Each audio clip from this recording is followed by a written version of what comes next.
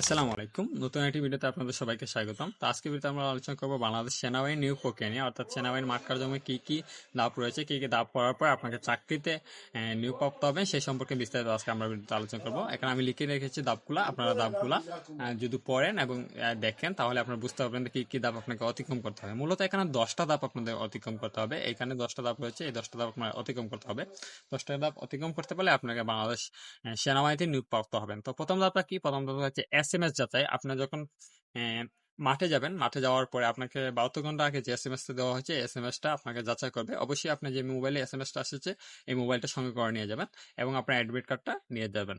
তো এখানে এসএমএস টা যাচাই করা হবে। এসএমএস যাচাই করার পরে আপনাকে 2 নম্বরে হচ্ছে মাঠে এন্ট্রি করা হবে, অর্থাৎ এন্ট্রি মাঠ কাগজ যাচাই। অর্থাৎ আপনাকে মূল মাঠে নেওয়া হবে, সেখানে আপনাদের মাঠে এন্ট্রি করানো হবে এবং আপনার কাগজ যাচাই করা হবে। কাগজ বলতে আপনার অ্যাডমিট কার্ডটা নিবে এবং আপনার 1 কপি ছবি লাগবে। সেখানে 1 কপি ছবি এবং অ্যাডমিট কার্ডটা সেখানে আপনাদের তারা নিবে এবং এখানে একটা সাইন করে দিবে। তারপর হচ্ছে 3 নম্বর হচ্ছে মোবাইল জমা এবং 150 টাকা ফি প্রদান। মোবাইলটা আপনাদের জমা নিয়ে নেবে। সেখানে আপনাদের মোবাইল আপনাদের নিজের নাম এবং আপনাদের মোবাইল নাম্বার, পাশাপাশি আপনাদের মোবাইলের মডেল এবং আপনার মোবাইলের লকটা, এটা দিয়ে আপনাদের একটা কাগজে টোকেন লিখতে হয়। টোকেন লেখার পরে আপনাদের মোবাইলটা জমা নেবে এবং 150 টাকা সেখানে ফ্রি প্রদান করবেন। এই 150 টাকা হচ্ছে সকালে ব্রেকফাস্ট এবং দুপুরে লাঞ্চের জন্য। অনেক ক্যান্টনমেন্ট এটি বেশি হতে পারে, অনেক ক্যান্টনমেন্ট কম হতে পারে, সেটা নির্ভর করে বিভিন্ন ক্যান্টনমেন্টের উপরে, কিন্তু সচরাচর 150 টাকা হয়। আপনি 150 টাকা সঙ্গে করে নিয়ে যাবেন।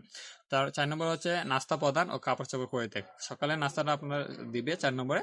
তারপরে আপনাদের কাপড় চোপড় সম্পূর্ণ কিছু পরিত্যাগ করবেন। আপনাদের শুধু আন্ডারওয়্যার থাকবে এবং শর্ট প্যান্ট থাকতে পারে। এছাড়া আপনাদের আর কোনো কাপড় চোপড় শরীরের মধ্যে থাকবে না। সম্পূর্ণ কিছু আপনারা সেখান থেকে পরিত্যাগ করে নেবেন এবং কাপড় চোপড়গুলো আলাদা জায়গায় রাখার জন্য তারা বলবে। 5 নম্বর হচ্ছে মেডিকেল, প্রাথমিক মেডিকেল। সকালের নাস্তা, প্রাথমিক মেডিকেলের আগে সকালের নাস্তাটা আপনারা করে ফেলবেন। সকালের নাস্তা করার জন্য আপনার সময় দিবে, তো সকালের নাস্তাটা আপনারা করবেন। করার পর প্রাথমিক মেডিকেল শুরু হবে। প্রাথমিক মেডিকেলে আপনাদের 90% ক্যান্ডিডেটকে বাদ দেওয়া হয়। কিসের জন্য বাদ দেওয়া হয় সেই সম্পর্কে পরবর্তীতে আমার চ্যানেলের ভিডিও আসছে, আপনারা আমার চ্যানেলে নজর রাখতে পারেন। তো প্রাথমিক মেডিকেল সম্পর্কে বিস্তারিত ভিডিও আসবে ইনশাল্লাহ, আপনারা দেখতে পারেন।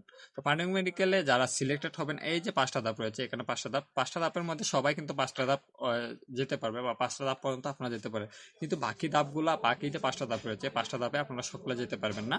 সেটা যেতে পারবেন যারা প্রাথমিক মেডিকেলে সিলেক্টেড হবেন, তারাই মূলত আপনারা পরবর্তী ধাপগুলোতে যেতে পারবেন। তো পরবর্তী ধাপ কি? পরবর্তী ধাপ হচ্ছে শারীরিক পরীক্ষা।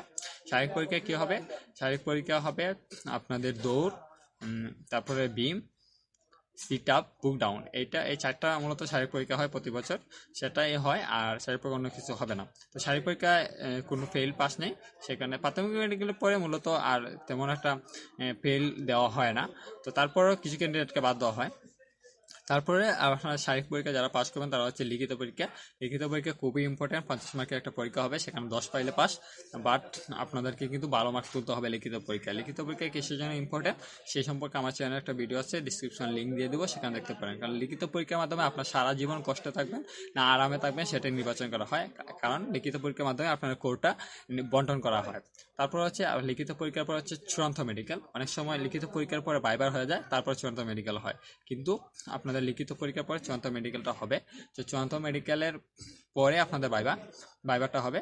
তো বাইবারের পরে কিন্তু আপনার রেজাল্টটা দেওয়া হবে যে আপনাদের কারা সিলেক্টেড হয়েছেন এবং কারা ওয়েটিংয়ে রয়েছেন বা কারা বাদ পড়েছেন। সেই ক্ষেত্রে সর্বশেষে আপনার রেজাল্টটা দেবে। মূলত এই 10টা ধাপে আপনাদের পরীক্ষাটা হবে। পরীক্ষাটা মাঠ কার্যক্রমটা হবে, যারা এই 10টা অতিক্রম করবে তারা সেনাবাহিনীতে নিয়োগপ্রাপ্ত হবেন। তো এই ছিল মূলত আজকে ভিডিওটি। সবাই ভালো থাকবেন, সুস্থ থাকবেন। আল্লাহ হাফেজ।